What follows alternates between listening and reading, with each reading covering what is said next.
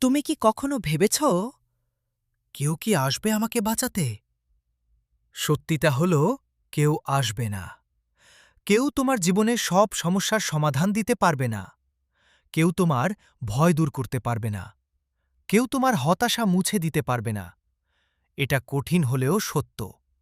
কিন্তু এটাই তোমার জন্য বড় শিক্ষা। যদি তুমি অন্যের ওপর নির্ভর করো, তুমি কখনো এগোতে পারবে না। তুমি নিজে যে সম্ভাবনা হারাবে। জীবন এমন, এখানে কেউ তোমার জন্য সব ঠিক করে দেবে না। এখানেই আসে নিজের দায়িত্ব নেওয়ার প্রয়োজন। নিজের জীবন, নিজের ভবিষ্যৎ সব তোমার হাতে। কেন কেউ আসবে না? কারণ সবাই নিজের জীবন নিয়ে ব্যস্ত।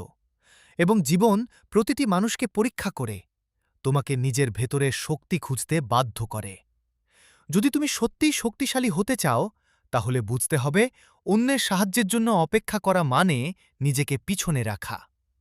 সফলতা, শান্তি, শক্তি সব তোমার নিজের কাজের উপর নির্ভরশীল। এবার ভাবো, যদি তুমি আজ নিজেকে সাহায্য করতে শিখো, নিজের ভয়, নিজের সন্দেহের সঙ্গে লড়াই করতে শিখো, তুমি একদিন অপ্রতিরোধ্য হয়ে যাবে। সত্যিটা হল, কেউ তোমাকে বাঁচাতে আসবে না, শুধু তুমি নিজেকে বাঁচাতে পারবে। যখন তুমি নিজের জন্য দাঁড়াবে, কেউ না আসলেও তুমি বাঁচবে।